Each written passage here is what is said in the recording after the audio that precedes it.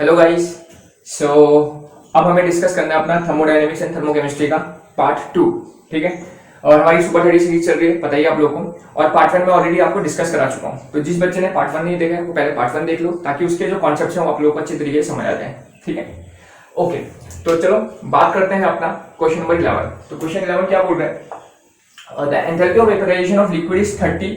Enthalpy of vaporisation मतलब delta H दे रही है आपको कितना वेपराइजेशन का, 30 kilojoule per mole. If the entropy changes, entropy change, entropy को हम डिनोट करते हैं एस से, और चेंज इन एंट्रोपी क्या होगा? Delta S. जैसे पीछे मैंने बताया था एनर्जी क्या होती है ई, और चेंज इन एनर्जी क्या होती है? Delta E. सिमिलर पैटर्न में entropy is S and change in entropy is delta S. कितना दे रखा है आपको? 75 जूल पर मोल पर kelvin. Okay, the boiling point of liquid is, आपको पूछा है टेम्परेचर, बॉइलिंग पॉइंट क्या होगा? ठीक है, तो चलो क्वेश्चन करने से पहले हम कॉन्सेप्ट समझते हैं। तो कॉन्सेप्ट यहाँ पर एक नया आपका यूज हो रहा है, एंट्रोपी। ठीक है, तो सबसे पहली बात एंट्रोपी होती क्या है, इसको हम एस से डिनोट करते हैं। ये भी एक थर्मोडायनेमिक फंक्शन है, या कह सकते हो थर्मोडायनेमिक स्टेट फंक्शन है। जैसे आप लोगों ने ई पढ़ा था थर्मोडायनेमिक स्टेट फंक्शन, आपने एंथैल्पी पढ़ा था, ये भी थर्मोडायनेमिक स्टेट फंक्शन होता है। Similarly entropy is also thermodynamic state function. ठीक है, सबसे पहली बात समझ आ गई थी कि थर्मोडायनेमिक एंट्रोपी होता क्या है। It is a thermodynamic state function. अब क्या बताता है? It tales degree of disorderness और रैंडमनेस। ठीक है, ये बताएगा आपका डिग्री ऑफ डिसऑर्डरनेस और रैंडमनेस, मतलब कोई भी सिस्टम कितना रैंडम है। रैंडम का मतलब क्या होगा? सपोज जैसे मैं एग्जांपल देता हूं आपको, एक सॉलिड सिस्टम होगा, मतलब एक पत्थर ले लो, एक आपका लिक्विड होगा, ठीक है, और सपोज आपकी एक गैस होगी, गैस के पार्टिकल्स भी होंगे कुछ। ठीक है, तो आपके पास तीन चीजें हैं, एक सॉलिड में, और एक लिक्विड में, और एक गैस में। तो अभी हम बात करते हैं एंट्रोपी की। तो एंट्रोपी क्या होता है? It tells the degree of disorderness और the randomness of the system. System की डिसऑर्डरनेस या रैंडमनेस बताता है। इसका मतलब ये हुआ कि सिस्टम में जो पार्टिकल्स हैं वो किस में आसानी से रैंडमली घूम सकते हैं। रैंडमनेस का मतलब समझ लो, आसानी से घूम फिर सकते हैं। तो बताओ किसमें पार्टिकल सबसे आसानी से घूम फिर सकते हैं? तो डेफिनेटली गैस के अंदर, क्योंकि सॉलिड के अंदर तो पार्टिकल क्लोजली पैक्ड होते हैं। लिक्विड के अंदर भी थोड़ा बहुत घूम सकते हैं, पर गैस के अंदर तो एकदम फ्रीली रैंडमली घूम सकते हैं पार्टिकल। तो दैट्स व्हाई इसकी रैंडमनेस क्या होगी? रैंडमनेस क्या है? सबसे ज्यादा है। तो इसी वजह से इसकी एंट्रोपी भी क्या होगी? ज्यादा होगी। ठीक है, इसकी एंट्रोपी भी क्या होगी? ज्यादा होगी। तो ये सिंपल सा लॉजिक है कि ये बताता है डिसऑर्डरनेस। और कोई भी सिस्टम, बहुत ध्यान से सुनना स्टेटमेंट, कोई भी सिस्टम जब अपने सॉलिड फॉर्म से अपनी गैसेस फॉर्म में कन्वर्ट होता है तो उसकी रैंडमनेस या फिर एंट्रोपी क्या होती है? बढ़ जाती है। क्योंकि डेफिनेटली हमें पता है जो गैसेस पार्टिकल होते हैं ये ज्यादा रैंडम होते हैं, ये इजीली घूम फिर सकते हैं, पर सॉलिड पार्टिकल क्लोजली पैक्ड होते हैं, घूम फिर नहीं सकते पार्टिकल। बात समझ लो, that's why gas molecules have a gas particle has the higher entropy. इतनी बात समझ आ गई। तो सपोज कोई H2O सॉलिड है, किसमें कन्वर्ट हो रहा है? सपोज H2O लिक्विड में या फिर गैस में कन्वर्ट हो रहा है, वेपर्स में कन्वर्ट हो रहा है। ठीक है, या लिक्विड से वेपर में कन्वर्ट हो रहा है, कुछ भी ले लो, सॉलिड से लिक्विड लो या लिक्विड से गैस लो, आप लोग समझ जाओगे लॉजिक क्या है। तो देखो यहाँ पर भी एंट्रोपी होगी, यहाँ पे एंट्रोपी होगी, ज्यादा किसकी होगी? तो डेफिनेटली यहाँ पर एंट्रोपी ज्यादा होगी। ठीक है, तो ये भी ध्यान रखना आपको, जब भी पार्टिकल एक फॉर्म से दूसरे फॉर्म में कन्वर्ट होते हैं तो उनकी एंट्रोपी में चेंजेस होता है। ठीक है, वाई? क्योंकि उनकी स्टेट चेंज हो रही है। तो स्टेट और जो एंट्रोपी का कॉन्सेप्ट है वो पूरे स्टेट में उनकी मूवमेंट में डिपेंड करते हैं। तो स्टेट चेंज होने के कारण पार्टिकल्स की एंट्रोपी भी बदलती है। क्लियर हो गया इतना? ओके, तो यहाँ पर फॉर्मूला क्या होता है एंट्रोपी का, चेंज इन एंट्रोपी का? तो डेल्टा एस का जो फॉर्मूला हमारा बनता है is equal to Q reversible upon T, that is temperature. ठीक है, तो ये हमारा फॉर्मूला बनता है एंट्रोपी का, that is heat divide by temperature. ठीक है, तो हीट बोले या फिर यहाँ पर एंथैल्पी भी बोल सकते हैं हम। हीट की जगह हम क्या बोल सकते हैं? एंथैल्पी भी बोल सकते हैं। तो क्यू डिवाइड बाय टी। तो this is the formula for the change in entropy. Change in entropy का आपका फॉर्मूला बन जाएगा, Q is the heat and T is the temperature. या फिर इसको कह सकते हो ये हीट, भाई एंथैल्पी भी क्या होती है? हीट ही तो होती है ना। क्लियर? तो एंथैल्पी भी बोला जा सकता है। ओके, तो अब करते हैं क्वेश्चंस। इतनी बात आप लोगों को क्लियर हो गई? ठीक है, अब करते हैं क्वेश्चंस। तो क्वेश्चन बोल रहा है ये, तो आपको टी निकालना है। तो एंट्रोपी वाला फॉर्मूला यूज करेंगे। डेल्टा एस का फॉर्मूला क्या था? क्यू डिवाइड बाय टी था, Q reversible upon T. Q को हम डेल्टा एस भी बोल सकते हैं, तो इसको हम एक तरीके से और डेल्टा एच अपॉन टी भी लिख सकते हैं, क्योंकि भाई हीट होती है क्यू, और डेल्टा एच क्या होती है? वो भी एक हीट ही होती है। कि कितनी हीट निकलती है जब वेपराइजेशन के टाइम? वेपराइजेशन आपको समझ आता है? वेपराइजेशन क्या होता है? जब लिक्विड किस में कन्वर्ट होता है? अपने वेपर्स में कन्वर्ट हो रहा है, उस प्रोसेस को हम वेपराइजेशन बोलते हैं। समझ लो, तो देखो क्या होगी वैल्यू, तो डेल्टा एच की वैल्यू गिवन है आपको 75 जूल में, ये किलो जूल में गिवन है, तो इसको किस में कन्वर्ट करना पड़ेगा, जूल्स में कन्वर्ट करना पड़ेगा। कितना हो जाएगा 30 इंटू 10⁻³ जूल पर मोल। समझ लो किलो जूल में था, ये जूल में था, तो इसको मैंने जूल्स में कर लिया। ये पीछे हमने बात करी काफी इस चीज के ऊपर। डेल्टा एच कितना हो जाएगा 30 into 10⁻³ divide by T temperature, cross multiply कर दो 30 300 लेता हूँ इसको और 10 की 100, ठीक है। चलो फिलहाल ऐसे लिख देते हैं 30 इंटू 10⁻³ ये नीचे आ गया, कितना हो गया 75 हो गया। Clear.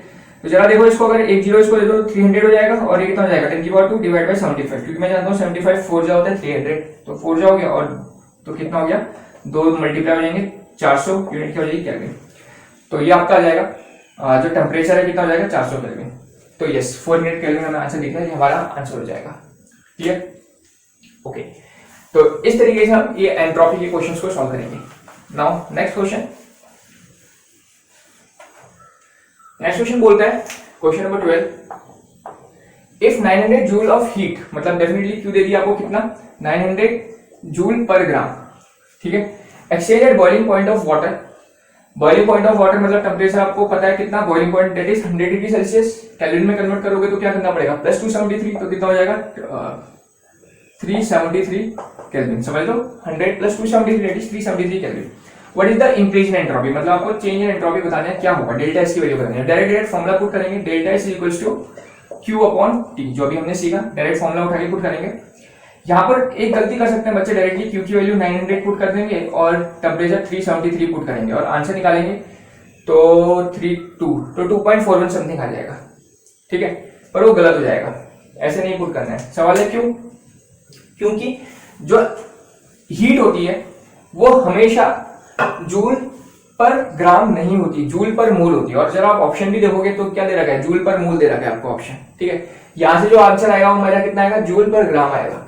Bye the way option joule per gram होता तब डायरेक्टली पुट करते, पर अभी ऑप्शंस में क्या गिवन है आपको, जूल पर मोल गिवन है, तो डेफिनेटली इसको आपको किस में कन्वर्ट करना पड़ेगा, जूल पर मोल में कन्वर्ट करना पड़ेगा, ठीक है। तो जूल पर मोल में कन्वर्ट करने के लिए क्या करना पड़ेगा, तो इसको किसकी बात कर रहे हैं, वाटर की बात कर रहे हैं, तो वाटर के मॉलिक्यूलर वेट से मल्टीप्लाई कर दो, तो कितना हो जाएगा 900 इंटू वाटर का मॉलिक्यूलर वेट कितना होता है 18, ये हो जाएगा जूल पर मोल। आगे बात समझ में सिंपल है, जूल पर ग्राम में था, ऑप्शन सारे आंसर जूल पर मोल में है, तो हमने जो मॉलिक्यूलर वेट होता है उससे मल्टीप्लाई कर देते हैं, जूल पर मोल बन जाते हैं। फॉर्मूला आपको पता है, number of moles equals to weight upon molecular weight. तो वेट को अगर मोल्स में कन्वर्ट करना है तो क्रॉस मल्टीप्लाई करो, मॉलिक्यूलर वेट से मल्टीप्लाई कर दिया, ठीक है। तो मल्टीप्लाई करके यहाँ लिख दो, तो ये वैल्यू है, तो 900 इंटू 18 डिवाइड बाई कितना हो जाएगा 373 हो जाएगा। अब आगे बात समझ में, तो कितना आ रहा था हमारा, इसको सॉल्व करके कितना आ रहा था हमारा 2.41 आ रहा था, तो 2.41 इंटू क्या हो गया 18, तो कितना हो जाएगा 18 1 जा 18 4 जा हो जाएगा और इंटू 2 हो जाएगा, तो 43 क्या अराउंड आ जाएगा, ठीक है। तो 43.4 हमारा आंसर हो जाएगा, 43.4 जूल पर मोल, जूल पर मोल। क्लियर।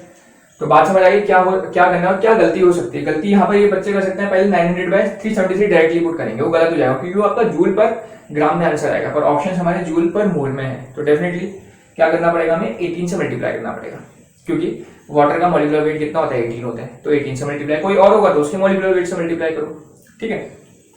ओके, तो ये आपका हो गया एंट्रोपी का concept.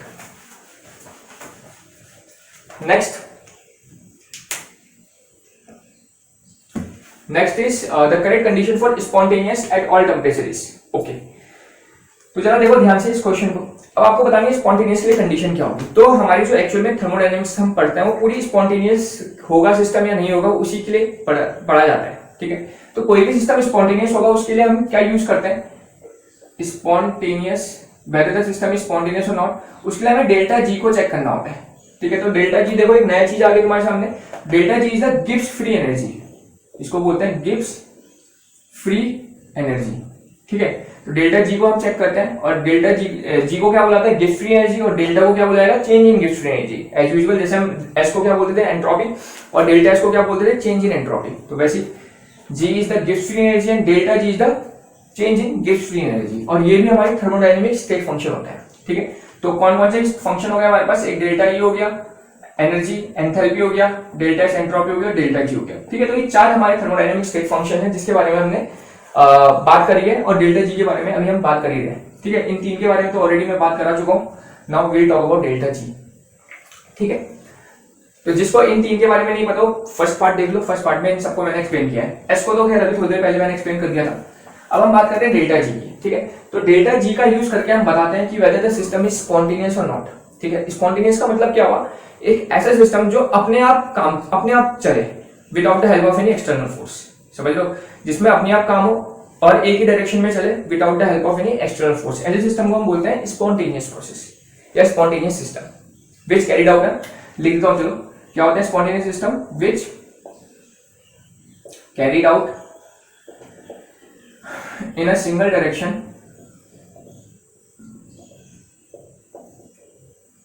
without the help of any external force। बिना एक्सटर्नल फोर्स के जो एक ही डायरेक्शन में चलते हैं ऐसे सिस्टम को बोलते हैं स्पॉन्टेनियस सिस्टम। जैसे सपोज एक सिंपल सा एग्जांपल हो गया आपका burning of would. Burning of would, अगर एक डेली लाइफ के एग्जांपल की बात करें तो देखो बर्निंग ऑफ वुड में क्या होता है, लकड़ी को जलाओगे है ना, तो लकड़ी है हमारी, लकड़ी को जलाना स्टार्ट किया तो क्या होती है, लकड़ी जल जल के पूरी जल जाती है, राख हो जाती है। तो एक ही डायरेक्शन में चल रहा है, ऐसा तो नहीं कि दो डायरेक्शन में चल रही है कि पहले जल गई राख हो गया और दोबारा लकड़ी बन गई, ऐसा तो नहीं होता। समझ लो, दिस इज द एग्जांपल कि एक ही डायरेक्शन में चलता है। आप एक और एग्जांपल ले सकते हो, फॉलिंग ऑफ बॉल या पेन। जैसे सपोज ये है पेन, ठीक है, मैं इसको इस पॉइंट से नीचे फेंक रहा हूं, तो देखो मैंने एनर्जी नहीं लगाई, केवल इसको छोड़ा है, छोड़ दिया तो देखो केवल नीचे आया। डायरेक्शन क्या आई हमेशा इसकी, नीचे आई है, बात समझ लो। तो इस पॉइंट से मैंने क्या करा, इसको छोड़ा है, इसमें कोई एक्सटर्नल फोर्स नहीं लगाया, केवल छोड़ा है, तो छोड़ने से एक ही डायरेक्शन दैट इज डाउनवर्ड जा रहा है। तो this is known as spontaneous process which carried out in a single direction without the help of any external force. External force हमने नहीं लगाया। अब तुम बोलोगे सर बर्निंग ऑफ वुड में तो हम जलाते हैं, हाँ ठीक है, स्टार्टिंग में हमने एक बार आग लगाई है पर उसके बाद कोई एक्सटर्नल फोर्स जबरदस्ती का नहीं लगाया है। ठीक है, या फिर एक और एग्जांपल दे सकता हूँ, सपोज तुम्हारा चाय या कॉफी है, ठीक है, गरम गरम बनाई तुमने, तो अभी क्या बनेंगे, इसमें वेपर्स बन रहे हैं। अब थोड़ी देर के बाद जब तुम इसको देखोगे ये क्या हो जाएगी, ठंडी हो जाएगी, मतलब टेम्परेचर अभी क्या था, इसका हाई था, और कुछ टाइम के बाद टेम्परेचर क्या हो जाएगा, इसका लो हो जाएगा। समझ लो, तुम देखो ये भी की डायरेक्शन में चल रही है। और यही हमारा सेकंड लॉ ऑफ थर्मोडायनेमिक्स भी है कि जो हीट का फ्लो होता है वो यूनिट डायरेक्शन होता है, that is from high temperature to low temperature. ठीक है, ये हमारा सेकंड लॉ भी है कि direction of heat is unit direction, that is from high temperature to low temperature. हमेशा हाई टेम्परेचर से लो टेम्परेचर की तरफ हीट मूव करती है। ठीक है, तो हमेशा कॉफी को यहाँ पर रखो, कॉफी की ग्लास कप को अभी गर्म है, थोड़ी देर के बाद 10, 15, 20 मिनट, आधे घंटे के बाद देखोगे वो क्या हो जाएगा, ठंडा हो जाएगा। तो स्टार्टिंग में टेम्परेचर हाई था, अब क्या हो गया, टेम्परेचर ठंडा हो गया, मतलब लो हो गया। तो इसी तरह डायरेक्शन में मूव करती है आपका, और इसी प्रोसेस को हीट मूव करती है, और इसी प्रोसेस को हम बोलते हैं स्पॉन्टेनियस प्रोसेस। तो पहली बात समझ आ गई कि स्पॉन्टेनियस प्रोसेस क्या होते हैं। ठीक है, और यही हमारा सेकंड लॉ ऑफ थर्मोडायनेमिक्स। ठीक है, थर्ड लॉ ऑफ थर्मोडायनेमिक्स भी है, वो चलो एंट्रोपी में बेस्ड था, वो थोड़ी देर में बात कर लेंगे चलो उसकी। तो फिलहाल अभी हमें बात करनी है गिब्स फ्री एनर्जी की। तो गिब्स फ्री एनर्जी का यूज करके हम बताते हैं स्पॉन्टेनियस होगा कि नहीं होगा रिएक्शन। तो क्या है, तो गिब्स फ्री एनर्जी बोलते हैं डेल्टा जी की वैल्यू अगर bye the way less than 0 होगी तब सिस्टम क्या होता है, स्पॉन्टेनियस होता है। डेल्टा जी की वैल्यू क्या होगी, अगर ग्रेटर देन 0 होगी तो सिस्टम क्या होगा, नॉन स्पॉन्टेनियस होगा। और डेल्टा जी की वैल्यू अगर 0 में हो गई तो ये सिस्टम कहाँ होगा, उस टाइम में एट इक्विलिब्रियम होगा। सबसे पहली बात तो ये सबको पता रहना चाहिए कंडीशंस कि डेल्टा जी की वैल्यू अगर 0 से कम होती है तभी क्या होता है, सिस्टम स्पॉन्टेनियस होता है। ग्रेटर देन 0 तो नॉन स्पॉन्टेनियस, और इक्वल टू 0 तो सिस्टम रहा होगा इक्विलिब्रियम में। ठीक है, अब दूसरा सवाल कि डेल्टा जी निकालेंगे कैसे। तो डेल्टा जी के लिए एक फॉर्मूला है हमारे पास, delta G is equal to delta H minus T delta S. तो इस फॉर्मूले का यूज करके हम गिब्स फ्री एनर्जी को कैलकुलेट करते हैं। ठीक है, delta G is equal to delta H minus T delta S. Delta H क्या होता है पता है आपको, enthalpy, T is the temperature, delta S is the entropy, जो थोड़ी देर पहले हमने बात करी। ठीक है, delta S is the entropy. इतनी बात समझ आएगी। तो इस फॉर्मूले में हम वैल्यू सब्स्टिट्यूट करेंगे और चेक करेंगे कि अगर मेरा डेल्टा जी की value less than 0 that is negative आएगी तो मैं बोलूंगा सिस्टम मेरा स्पॉन्टेनियस है, ग्रेटर आएगा तो बोलूंगा नॉन स्पॉन्टेनियस है, और इन केस डेल्टा जी 0 आ गया तो मैं बोल दूंगा सिस्टम इक्विलिब्रियम में रखा हुआ है। इतनी बात आ गई समझ में। ओके, अच्छा मैं थोड़ी सी डेल्टा एस की बात कर लेता हूँ, उसके बाद दोबारा इसमें आता हूँ। तो डेल्टा एस के कॉन्सेप्ट मैं थोड़ी देर पहले बता चुका हूँ, पर यहाँ पर एक लॉ है जिसको हम थर्ड लॉ ऑफ थर्मोडायनेमिक्स भी बोलते हैं, बहुत सारे लोग बोलते हैं थर्ड लॉ ऑफ थर्मोडायनेमिक्स। मैंने अभी थोड़ी देर पहले बताओ क्या बताया था कि सॉलिड पार्टिकल जो होंगे उनकी एंट्रोपी क्या होगी, बहुत कम होगी। तो थर्ड लॉ यहीं से आया, कुछ लोग उसको लॉ मानते हैं, कुछ लोग नहीं मानते, ठीक है, क्योंकि वो एक जनरल कॉन्सेप्ट है। तो थर्ड लॉ के अंदर कहा गया था कि जो एंट्रोपी होती है परफेक्टली ऑर्डर्ड क्रिस्टलाइन कंपाउंड की is zero at absolute zero, ठीक है। Entropy of perfectly ordered crystalline compound is zero at absolute zero,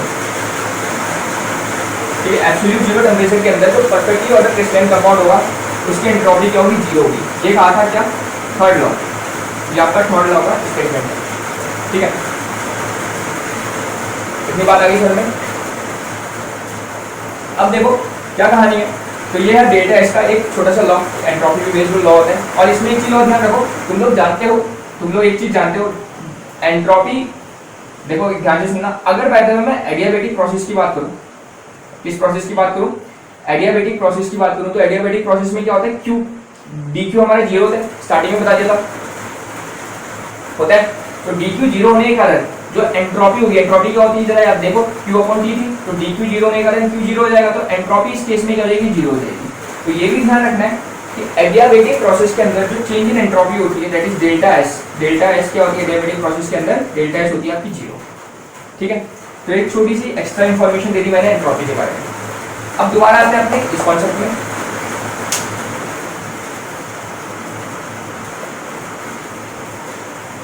ठीक है। दोबारा मैं इसकी बात कर रहा हूँ तो इसको मिटा देता हूँ, बस ये ध्यान रखना आप लोगों ने, तो इसको यहाँ लिख देता हूँ। अभी मेन ये है मेरे लिए, इतनी बात समझ आ गई सभी को कि क्या एंट्रोपी होती है, क्या डेल्टा जी होता है। तो डेल्टा जी का फॉर्मूला फिर से लिख देता हूँ, delta G is equal to delta H minus T delta S, ये हमारे पास फॉर्मूला है। और हमें पता है जब डेल्टा जी की वैल्यू नेगेटिव होगी या फिर लेस देन जीरो होगा तब सिस्टम क्या होगा, स्पॉन्टेनियस होगा, ठीक है।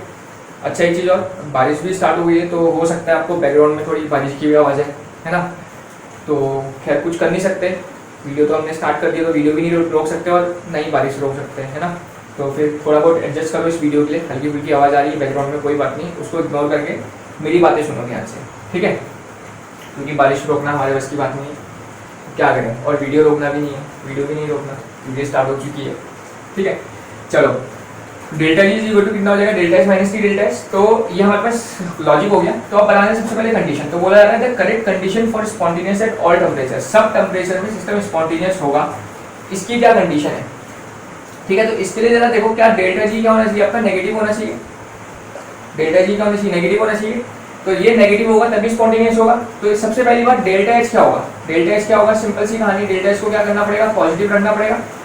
और ये वाली टर्म जो T minus T delta H है, ये टर्म क्या होनी चाहिए, डेफिनेटली ग्रेटर होनी चाहिए इससे, ये क्या होनी चाहिए, ग्रेटर होनी चाहिए। अगर ग्रेटर होगी तब तो एक प्लस होगा, और ये ग्रेटर है माइनस, तभी तो ओवरऑल माइनस आएगा, समझ लो, इसको छोड़ो। तो ये पॉजिटिव अगर रखते हो तो ये वाली टर्म क्या होनी चाहिए, ग्रेटर होनी चाहिए। और इसके लिए समझ लो, इसके लिए क्या होनी चाहिए, जो एस की वैल्यू होनी चाहिए, ये भी क्या होनी चाहिए, काफी बड़ी होनी चाहिए। एस की वैल्यू क्या होनी चाहिए आपकी, काफी बड़ी होनी चाहिए। तो एस की वैल्यू क्या होनी चाहिए, ग्रेटर होनी चाहिए। अगर ये पूरा ग्रेटर होना चाहिए तो एस की वैल्यू भी क्या होनी चाहिए आपकी, ग्रेटर होनी चाहिए। तो जरा देखो, अगर ये पूरा का पूरा ग्रेटर होगा और ये क्या होगा, पॉजिटिव होगा, तब जो डेल्टा जी होगा वो स्पॉन्टेनियस होगा। अभी पहली कंडीशन बता रहा हूँ मैं, this is your first condition, वो स्पॉन्टेनियस होगा, बट वो किसी एक पर्टिकुलर कंडीशन के अंदर ही स्पॉन्टेनियस होगा। स्पॉन्टेनियस होगा जब टेम्परेचर क्या रखें हम, हाई रखें, ठीक है। जो भी कंडीशन बताई ये होगा हाई टेम्परेचर में स्पॉन्टेनियस। पर आपसे बोल रहा है कि ऑल टेम्परेचर में, ऑल टेम्परेचर मतलब टेम्परेचर कुछ भी हो, चाहे हाई हो चाहे लो हो। तो इसके लिए सबसे बेस्ट तरीका क्या है कि डेल्टा एच को क्या करते हैं, डेल्टा एच को क्या करते हैं, नेगेटिव करते हैं। क्योंकि अगर बाय द वे नेगेटिव हो जाए, ध्यान से देखो, ये नेगेटिव हो जाए, अब ये कुछ भी रहेगा भाई, नेगेटिव और नेगेटिव जब ऐड करोगे तो ओवरऑल क्या आएगा, नेगेटिव ही आएगा ना, नेगेटिव है। और ये भी क्या हो जाएगा, ये ऑलरेडी ये ग्रेटर हो चाहे छोटा हो, जनरली हम ग्रेटर ही लेंगे इसको भी, पर नेगेटिव और ये पूरा का पूरा बड़ा है, तो दोनों को ऐड करोगे हमेशा क्या आएगा, नेगेटिव आएगा। उस टाइम टेम्परेचर कुछ भी, उससे कोई फर्क नहीं पड़ेगा, क्योंकि क्वेश्चन के अंदर ऑल टेम्परेचर्स के लिए पूछा है। जो पहले मैंने बताया था वो था हाई टेम्परेचर्स का, ठीक है। फिलहाल अभी बात कर रहे हैं ऑल टेम्परेचर्स की। तो ऑल टेम्परेचर में ये भी नेगेटिव होगा, और ये कुछ भी हो, टेम्परेचर कुछ भी हो, और एस क्या ले लेते हैं हम, ज्यादा हाई लेते हैं, क्योंकि एस छोटा लोगे, जरा सोचो, एस अगर लेस देन जीरो लोगे तो एस नेगेटिव हो जाएगा, और नेगेटिव नेगेटिव ये क्या बन जाएगा, फिर पॉजिटिव बन जाएगा, समझ लो। तो एस क्या होना चाहिए, एस क्या चाहिए होगा हमें, हाई डेट इज हमेशा पॉजिटिव चाहिए होगा, और डेल्टा एच क्या चाहिए होगा, नेगेटिव, ताकि ये पूरा का पूरा नेगेटिव रहे, ये नेगेटिव है और नेगेटिव नेगेटिव बन के ऐड हो, और ऐड होता है तो साइन किसका लगता है, नेगेटिव का लगता है, तो ओवरऑल मेरा आंसर नेगेटिव आ जाएगा। तो ऑप्शन क्या हो जाएगा मेरा, delta H is less than zero, negative मतलब less than zero, and delta H is greater than zero. तो ये मेरी कंडीशन हो जाएगी, delta H is less than zero and delta H is greater than zero. तो आपका option C हो जाएगा। ठीक है, तो इस कंडीशन के अंदर हमारा जो ये होगा सिस्टम, ये स्पॉन्टेनियस होगा एट ऑल टेम्परेचर्स। आई बात समझ में, तो आपको चेक करना होता है अलग अलग टेम्परेचर्स के अंदर कि कब स्पॉन्टेनियस होगा, कब नॉन स्पॉन्टेनियस होगा। तो ये छोटा सा लॉजिक लगा के आप लोग चेक कर सकते हो। ठीक है, okay.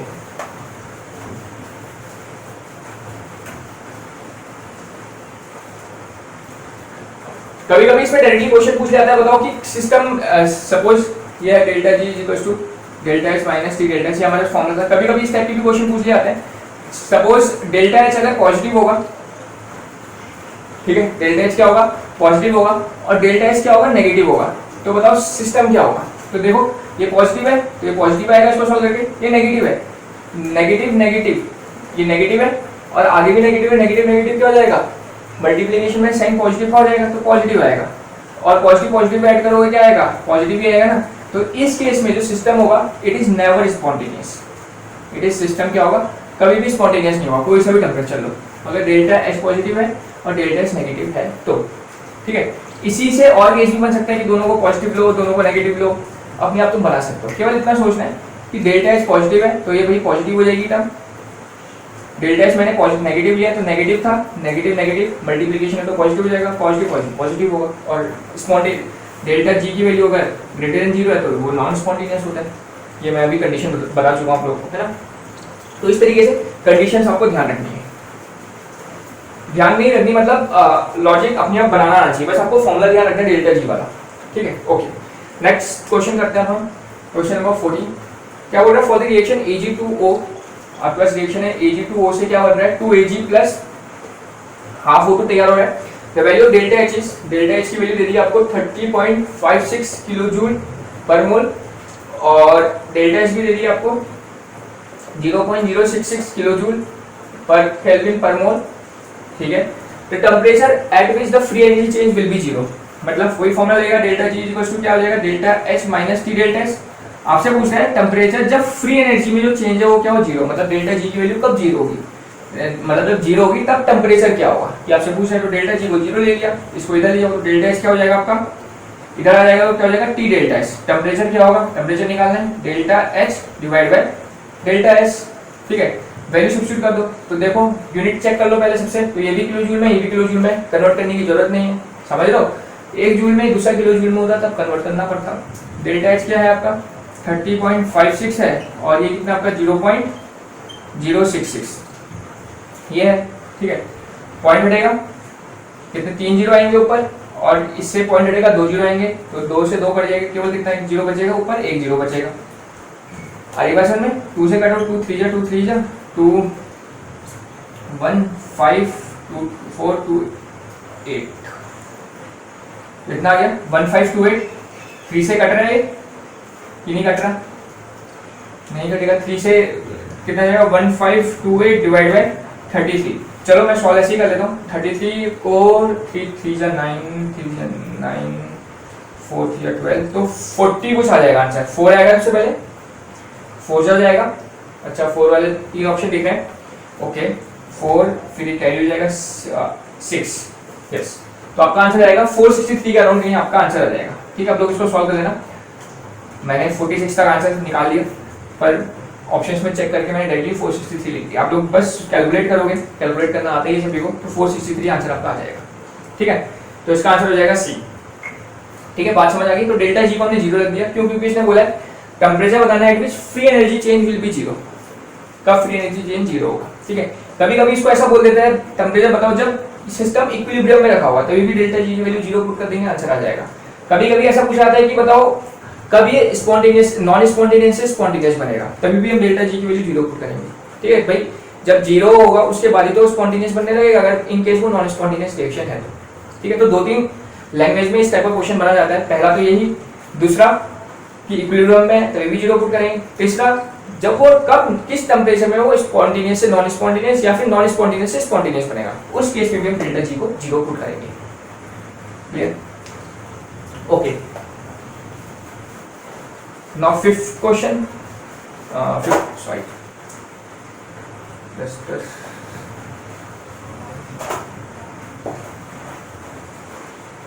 Now next that is 15 question.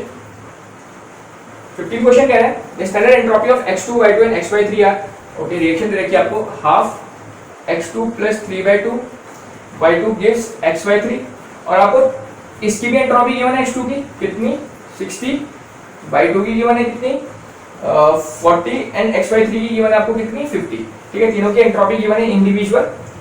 Delta H given है आपको रिएक्शन के अंदर, डेल्टा एच गिवन है -30 kilo joules B at equilibrium the temperature is. तो देखो दे ही दिया, ये इक्विलिब्रियम में कब होगा, जब इक्विलिब्रियम में होगा तो टेम्परेचर क्या होगा, तो यही फॉर्मूला हमारा लगना है। तो डेल्टा जी इक्वल्स टू क्या लगेगा, delta H minus T delta H. Equilibrium में बोल देते मतलब डेल्टा जी की वैल्यू क्या सब्स्टिट्यूट करेंगे 0, तो टी क्या आएगा इधर आ जाएगा, तो टी इक्वल्स टू या फिर टी डेल्टा एच किसके इक्वल हो जाएगा डेल्टा एच के, तो टी कैसे निकलेगा delta H divide by delta H divided by delta H. तो ये वाला फॉर्मूला फिर से पुट करेंगे जो पीछे वाले क्वेश्चन में करा था। ठीक है, इस बार बोला आपको बी एट इक्विलिब्रियम, तो इक्विलिब्रियम में जानते हैं डेल्टा जी की वैल्यू 0 होती है। ठीक है, तो डेल्टा एच की वैल्यू हमें पता है, हमारा मेन टारगेट है डेल्टा एच निकालना। तो देखो ध्यान से, तो रिएक्शंस के अंदर डेल्टा एच कैसे निकालते हैं, तो प्रोडक्ट की एंट्रोपीज माइनस रिएक्टेंट की एंट्रोपीज कर दो। ठीक है, तो चलो पहले डेल्टा एच निकालना सिखाता हूं मैं आपको, रिएक्शन अगर इस टाइप की गिवन हुई कैसे निकालेंगे, और इंडिविजुअल अगर एंट्रोपी गिवन है तो देखो डेल्टा एच निकालेंगे, प्रोडक्ट में कितनी है 50 है और इसके कितने मोल दे रखा है, एक ही दे रखा, तो यहाँ केवल क्या आएगी 50। आई बात समझ में, माइनस रिएक्टेंट में देखो, तो देखो ये 6 माइनस रिएक्टेंट में देखो x2 की कितनी है 60 है, पर इसका मोल कितना है आधा, तो 60 को किससे मल्टीप्लाई करेंगे 1/2 से। बात समझो, 60 कितने की, एक मोल की गिवन होती है वो, और कितना मोल है आधा, तो आधे मोल की कितनी होगी 60/2, प्लस रिएक्टेंट में एक और चीज है y2 की कितनी है 40 कितने की, एक मोल की, कितने मोल है 3/2 का, तो 3/2 के लिए 3/2 से मल्टीप्लाई करेंगे।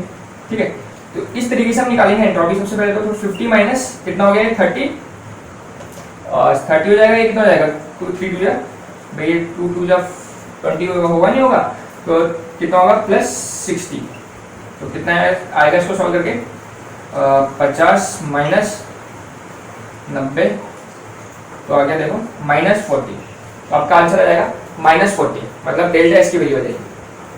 आई बात में, और ये किस में गिवन है आपके जूल्स पर केल्विन में गिवन है, जूल पर केल्विन पर मोल, तो इसकी भी यूनिट आ गई जूल पर केल्विन पर मोल, क्योंकि सारी की सारी जूल्स पर केल्विन में गिवन है। ठीक है, अब बस इस डेल्टा एस जैसे बदल गया फॉर्मूले में लगा दो, पर ध्यान रहे ये किस में गिवन है किलो जूल्स में, और ये किस में गिवन है जूल्स में, तो पहले इसको जूल्स में कन्वर्ट कर दो। जूल में कन्वर्ट करने के लिए क्या करोगे -30 × 10⁻³ जूल्स, यही करते हैं 1000 से मल्टीप्लाई करेंगे बस। अब इन दोनों को सब्स्टिट्यूट कर दो इस फॉर्मूले में, तो डेल्टा एच आ गया आपका कितना -30 × 10⁻³ और डेल्टा एच कितना है -40, माइनस से माइनस कैंसिल आउट हो गया, एक जीरो इसको दे दो क्योंकि जानते हैं 300 डिवाइड बाय 40 हो जाएगा, और ये कितना बचेगा 10⁻² बचेगा, एक जीरो मैंने इसको दे दिया क्योंकि इसकी वैल्यू में जानता हूँ कितना आता है 1000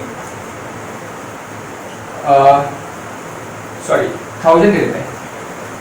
ठीक है, 1000 दे देते हैं, तो 3000 दे दोगे तो 75 हो जाएगा डायरेक्टली, क्योंकि मैं जानता हूँ 3/4 कितना होता है 0.75 होता है, 3/4 की वैल्यू मुझे पता है 0.75 होती है, तो डायरेक्टली इसको सॉल्व करेंगे तो 3000/4 कितना हो जाएगा 750 हो जाएगा, तो 750 केल्विन, तो हमारा आंसर जाएगा 750 केल्विन। यस, दिख रहे हैं यहाँ पे 750 केल्विन। ठीक है, क्योंकि मुझे पता था 3/4 का जो रेशियो होता है दैट इज 0.75, तो उसका यूज करके मैंने डायरेक्टली पॉइंट आगे शिफ्ट करके आंसर निकाल दिया।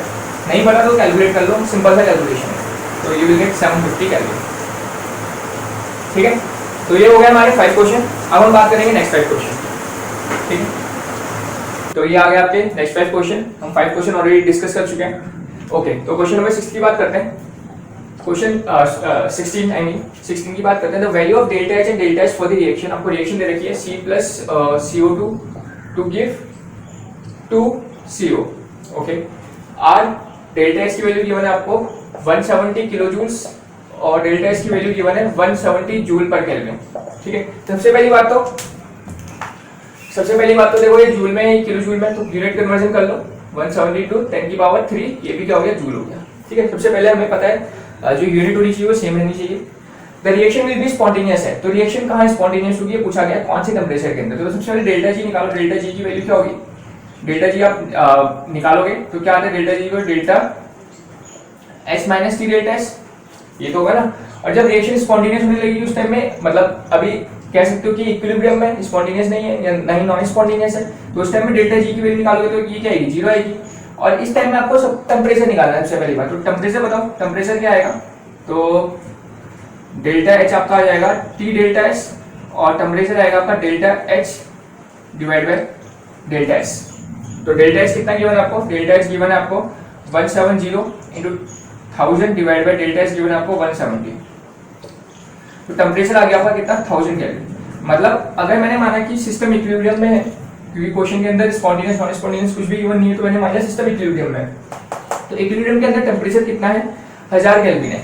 तो सोचो ये ये स्पॉन्टेनियस कब होगा, जब टेम्परेचर क्या होगा इससे ज्यादा होगा तभी तो स्पॉन्टेनियस होगा, क्योंकि अगर इसमें क्या है 1000 केल्विन में स्पॉन्टेनियस है, तो टेम्परेचर क्या होगा इससे ज्यादा होगा, तब तो ये वाली वैल्यू नेगेटिव आएगी, तो ओवरऑल वैल्यू क्या आएगी नेगेटिव, और तब डेल्टा जी क्या आएगा माइनस आएगा। आरिवासन में अगर इस कंडीशन के अंदर अगर 1000 टेम्परेचर को 1000 फुट करोगे तो उस टाइम में इसको सॉल्व करोगे डेल्टा जी क्या आएगा तुम्हारा जीरो, पर हम जानते हैं स्पॉन्टेनियस के लिए डेल्टा जी कितना आना चाहिए, माइनस आना चाहिए, नेगेटिव आना चाहिए, तो उसके लिए जो टेम्परेचर होगा that should be greater than कितना होना चाहिए 1000 केल्विन से ज्यादा होना चाहिए, तभी जाके जो ये ओवरऑल वैल्यू होगी नेगेटिव होगी, और तब डेल्टा जी क्या होगा नेगेटिव होगा, मतलब स्पॉन्टेनियस होगा। आई बात समझ में, क्या चेक करना है, अभी मैंने जीरो मान के चला, क्योंकि अगर मैं 1000 फुट करूंगा तो ओवरऑल वैल्यू जीरो हो जाएगी, ठीक है, जीरो मतलब इक्विलिब्रियम में, पर मुझे क्या चेक करना है स्पॉन्टेनियस कब होगी, स्पॉन्टेनियस मतलब नेगेटिव कब होगी, नेगेटिव के लिए तो अगर टेम्परेचर की वैल्यू इससे थोड़ी सी ज्यादा ले लो, 1500 ले लो, 1200 केल्विन ले लो, तब ये ओवरऑल वैल्यू क्या आएगी नेगेटिव आएगी, मतलब जो टेम्परेचर होना चाहिए शुड बी ग्रेटर देन 1000 होना चाहिए। तो देख लो 1000 से बड़ा वाला कोई ऑप्शन दिख रहा है, तो ये वाला ऑप्शन होगा सही, क्योंकि ये 1100 केल्विन दे रहा है, बाकी सारे 1000 से कम है, ठीक है, ओके। तो इस तरीके से हमें क्वेश्चंस करने हैं।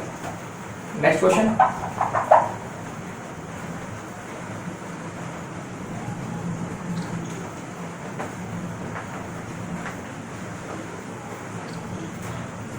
नेक्स्ट क्वेश्चन आपके पास क्वेश्चन नंबर 17।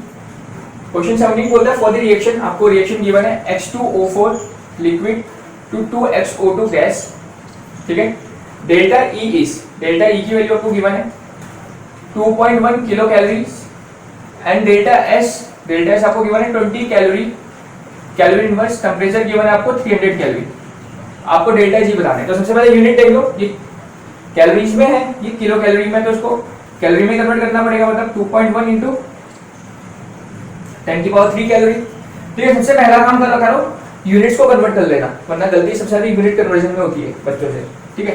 तो डेल्टा जी निकालना है, डेल्टा जी निकालने के लिए डेल्टा एच हमें पहले चाहिए, और डेल्टा एच नहीं पता, तो डेल्टा एच के लिए मैंने पार्ट 1 के अंदर फॉर्मूला बताया था, डेल्टा एच क्या होता है, डेल्टा ई प्लस पी और वी, ये तो होता है पी डेल्टा वी, पर पी और वी गिवन नहीं है, तो पी डेल्टा वी को हम क्या लिख सकते हैं, डेल्टा एनआरटी लिख सकते हैं, बता रहे डेल्टा ई कितना हो गया, मल्टीप्लाई करोगे 2100 हो जाएगा डेल्टा एच।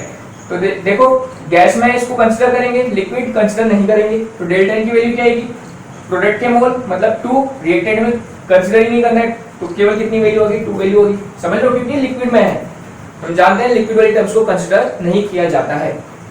2 सब कैलोरीज में चल रहा है, तो आर की वैल्यू क्या होती है, कैलोरी में 2 होती है, और टेम्परेचर कितना है 300 हो गया, तो कितना आएगा 2100, 4 3 1200 आ गया, तो सॉल्व करा कितना आ गया 3300 आ गया, ठीक है। तो डेल्टा इसकी वैल्यू हो गई आपकी 3300, और ये क्या यूनिट होगी, इसकी कैलोरी यूनिट होगी, क्योंकि ये भी कैलोरी में है, ये भी कैलोरीज में आ गया, क्लियर।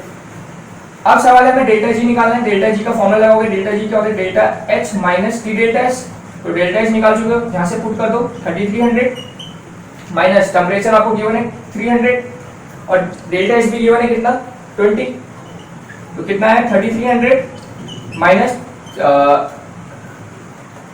कितना आ गया 3 2 6, तो 3 2 6000 आ गया, तो इसको सॉल्व कर लिया, कितना आ गया 6027 आ जाएगा ना, 6000 है, और ये 3300 है, तो कितना आ जाएगा 27000 आ जाएगा, ये बड़ा है तो माइनस का आ जाएगा, तो 27000 क्या आ गया आपका कैलोरीज आ गया। ऑप्शन देखो, ऑप्शन किलो कैलोरी में गिवन है, तो किलो कैलोरी के लिए क्या करेंगे, डिवाइड बाय 1000 कर देंगे, 1000 से डिवाइड करोगे तो देखो ये 3 हटेगा, 3 डिजिट पीछे पॉइंट शिफ्ट हो जाएगा, 2.7 किलो कैलोरी। तो आपका आंसर हो जाएगा माइनस 2.7 किलो कैलोरी। तो यस, तो आपका आंसर हो जाएगा D, that is minus 2.7 kilo calories. आई बात समझ में? ओके, तो इस तरीके से इस क्वेश्चन को हम सॉल्व करेंगे। और नेक्स्ट क्वेश्चन,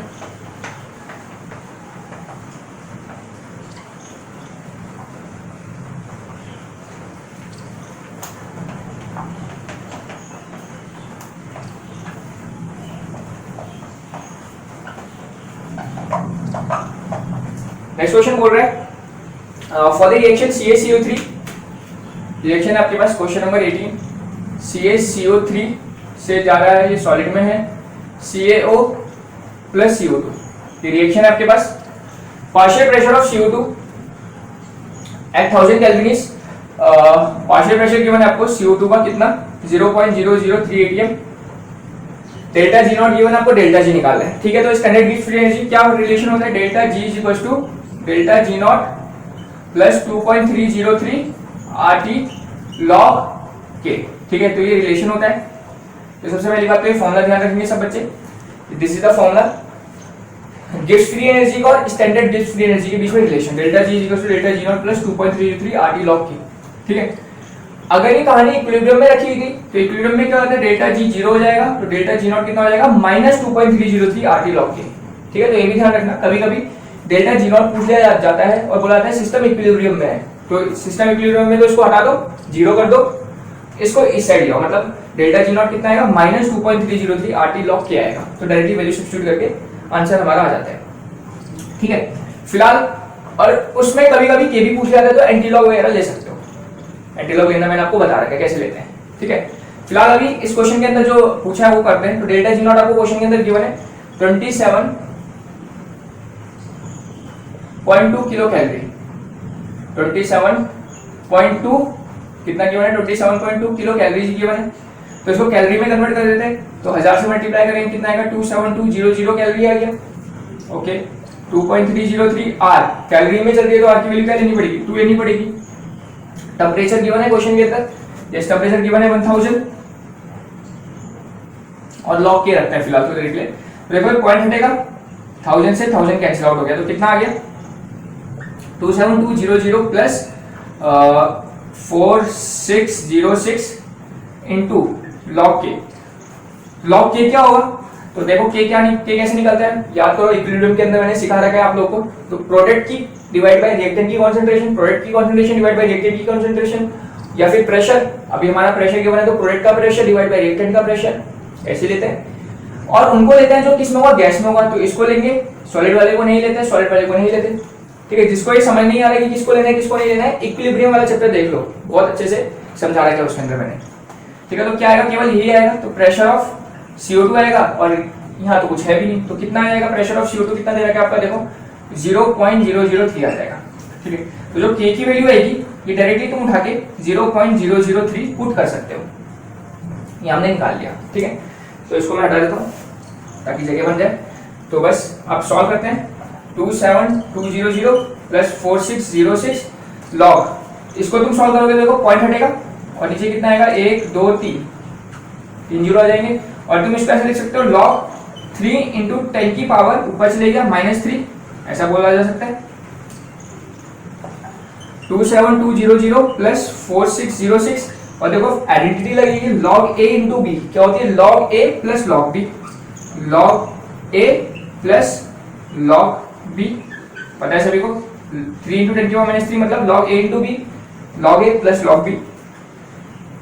27200 प्लस 4606 log 3 की वैल्यू निकाल दो अपनी आप, मैं भी देख लेता हूँ अपने log टेबल में कितनी होती है, 0.477 कितनी होती है इसकी, 0.477 होगी। और log 10 की पावर -3 कितना होगा, तो -3 होगा, log 10 की पावर -3 की, और -3 आपको आइडेंटिटी तो पता होगी, आइडेंटिटी पता है सभी को, यहाँ लिख देता हूँ आइडेंटिटी, चलो log 10 की पावर n किसके बराबर होता है, n के बराबर, तो log 10 की पावर -3 क्या होगा, -3 होगा, log 10 की पावर n इज n, ठीक है। तो आइडेंटिटी यहाँ यूज कर ली हमने। अब इसको सॉल्व करना है बस हमें, 27200 प्लस 4606, एक बार log की वैल्यू चेक कर लेता हूँ फिर से, ठीक है क्या, 0.477, ठीक है। ठीक है, तो इसको सॉल्व कर लेते हैं, कितना आ जाएगा -2.523 -2.523 आ जाएगा। अब इन दोनों को मल्टीप्लाई करो तो कितना आ गया 27200 माइनस, तो मल्टीप्लाई करो आप लोग, मैं भी यहाँ मल्टीप्लाई कर लेता हूँ साइड में, मल्टीप्लाई करके कितना आएगा मेरा आंसर 11620 ठीक है, आप लोग भी मल्टीप्लाई कर सकते हो, तो आंसर आ जाएगा आपका कितना 11620.9 ठीक है।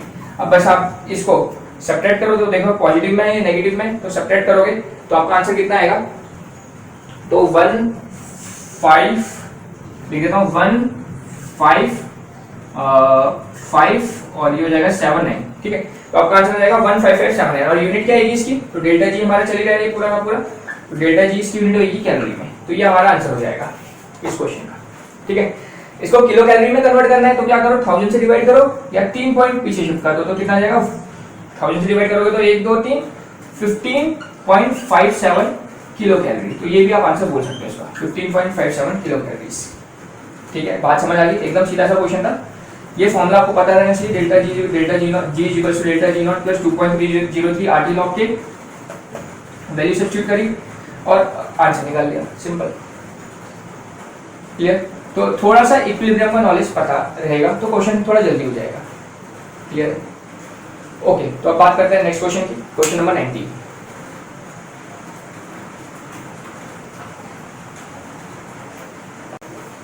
ठीक है। तो अब बात करते हैं अपना क्वेश्चन नंबर 19।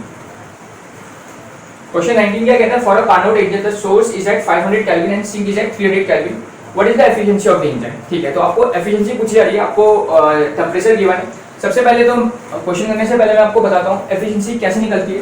तो एफिशिएंसी कैसे निकलेगी, कार्नोट इंजन की कैसे निकालते हैं, T2 minus T1 divide by T2, तो ये होता है एफिशिएंसी का फॉर्मूला ठीक है, आप लोगों ने सुना भी होगा। और ये किसके बराबर होता है, W/Q के बराबर भी होता है एफिशिएंसी, T2 माइनस T1/T2, या फिर ये इक्वल्स हो जाएगी किसके, आपके वर्क डिवाइड बाय चार्ज। इतनी बात समझ आ गई सभी को, इस तरीके से हमने इसको देखना है। तो T2 minus T1/T2 equals to W/Q, और यही होती है हमारी एफिशिएंसी। कार्नोट साइकिल या फिर इंजन की, अच्छा एक चीज और मैं बता देता हूँ यहाँ पर just for the general knowledge, कि जो हमारा स्टीम इंजन होता है, स्टीम इंजन जो होता है इसकी एफिशिएंसी होती है आपकी 8 to 15% ठीक है। जो आपका पेट्रोल इंजन होता है, पेट्रोल इंजन की एफिशिएंसी होती है 40% के आसपास होती है। जो हमारा डीजल इंजन होता है, डीजल इंजन की एफिशिएंसी होती है 50 से 55%, 50 से 55% के आसपास डीजल इंजन की एफिशिएंसी होती है।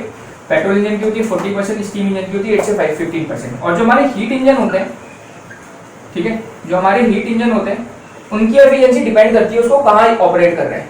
हीट इंजन की एफिशिएंसी डिपेंड करती है उनको कहाँ ऑपरेट कर रहे हैं। अगर पहाड़ के मतलब या कहो टॉप ऑफ द हिल में, टॉप ऑफ द हिल में क्या होगी, उनकी ग्रेटर एफिशिएंसी होती है, ग्रेटर एफिशिएंसी। एफिशिएंसी का मैंने सिंबल यूज कर दिया ठीक है। जो हीट इंजन होते हैं उनकी जो हिल्स होते हैं, हिल के टॉप में एफिशिएंसी क्या होती है, ज्यादा होती है, और प्लेन्स में एफिशिएंसी हीट इंजन की क्या होती है, कम होती है ठीक है। क्यों, क्योंकि टेम्परेचर जो हिल में होता है वो क्या होता है, लेस होता है टेम्परेचर देन प्लेन ठीक है। ये इसका रीजन है, जो हिल्स में टेम्परेचर कम होने के कारण की एफिशिएंसी क्या होती है, थोड़ी ज्यादा हो जाती है किसकी, हीट इंजन की ठीक है। तो ये थोड़ी थोड़ी just for the general knowledge आपको पता रहना भी चाहिए कि किसकी कितनी एफिशिएंसी किस रेंज में लाई करती है ठीक है ओके। तो अब बात करते हैं अपने, हम अपना क्वेश्चन करते हैं डायरेक्टली, या आपने कुछ चीजें जान ली है तो चलो इसको रहने देता हूँ, क्वेश्चन करते हैं डायरेक्टली, फॉर्मूले को रहने देते हैं। क्वेश्चन नंबर 19 क्या कह रहा है, for a Carnot engine the source is at T2 minus T1/T2, ध्यान रखना किसी किसी बुक में T1 माइनस T2/T1 गिवन होता है ठीक है। सिंपल ध्यान रखो, हायर माइनस लोअर, T2 जो भी होगा ये जो पहले लिखा जाता है वो हायर टेम्परेचर लिखा जाता है ठीक है। तो एफिशिएंसी पूछ रहा है, एफिशिएंसी क्या होगी, T2 minus T1 divide by T2, तो हाई क्या है इसमें 500 हो गया केल्विन, माइनस 300 हो गया, देखो 500 और 300 गिवन है आपको, डिवाइड बाय 500, तो कितना हो गया 200 by 500 that is 20 that is 0.4, तो सीधी सी बात है 0.4%, तो इसकी एफिशिएंसी आ जाएगी 0.4 clear okay. Now last question part 2 का, जो हमारा पार्ट 2 चल रहा है उसका लास्ट क्वेश्चन क्या कह रहा है, लास्ट क्वेश्चन कहता है आपका क्वेश्चन 20, ये भी इसमें बेस्ड है। An engine operating between 150 degree Celsius, मतलब T2 कितना हो जाएगा, हायर देखो 150 है, और T1 कितना हो जाएगा, लोअर देखो 25 है। केल्विन में कन्वर्ट करोगे तो कितना करोगे, 273 से ऐड करोगे कितना आएगा, 3 2 1 423 केल्विन हो जाएगा। इसको 273 से ऐड करोगे ये कितना हो जाएगा, 298 केल्विन हो जाएगा, 298 केल्विन हो जाएगा। ठीक है, तो T2 और T1 आपको पता चल गया। If there is no frictional loss, work done बोझ रहा है, वर्क डन कितना होगा, work done by the engineers, तो ये वाला फॉर्मूला लग जाएगा इस बार। तो W/Q किसके बराबर होता है, हम जानते हैं T2 - T1 divide by T2 होता है।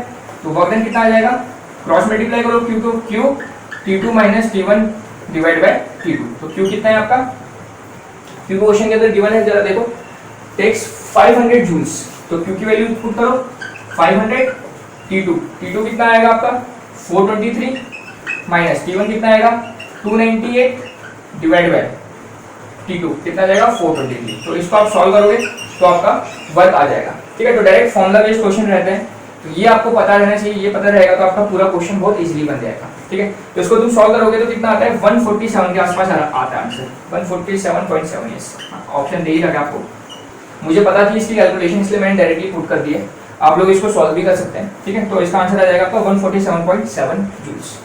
ठीक है, तो इस तरीके से हम हीट इंजन के क्वेश्चंस या कार्नोट इंजन के क्वेश्चंस भी कर सकते हैं। बस आपको ये वाला फॉर्मूला पता रहना चाहिए कि T2 - T1/T1, T2 is efficiency and this is equals to W/Q। ठीक है, तो किसी क्वेश्चन में एफिशिएंसी गिवन होती है, आपको डायरेक्टली वर्क डन निकालना होता है, तो तुम Q से डायरेक्टली मल्टीप्लाई करके वर्क डन निकाल सकते हो। ठीक है, तो ये हो गया आपके पार्ट 2 के 10 क्वेश्चन। ठीक है, तो आप लोग इन क्वेश्चंस की प्रैक्टिस करो। इसके बाद हम मिल रहे हैं पार्ट 3 के अंदर। Part 3 is very very important, वो पूरा एक्चुअल में थर्मोडायनेमिक्स एंड थर्मोकेमिस्ट्री एक अलग यूनिट है, मतलब इसके अंदर दो पार्ट रहते हैं, थर्मोडायनेमिक्स रहते हैं और एक थर्मोकेमिस्ट्री रहता है। ठीक है, तो अभी तक पूरी हमने थर्मोडायनेमिक्स की बात करी है। पार्ट 3 के अंदर हम बात करेंगे थर्मोकेमिस्ट्री के बारे में। ठीक है, 10 के 10 क्वेश्चन हम थर्मोकेमिस्ट्री से उठाएंगे, तो वो काफी इंपॉर्टेंट पार्ट है। तो आप तब तक ये प्रैक्टिस करो, हम मिलते हैं आपके पार्ट 3 के अंदर। ठीक है, थैंक यू।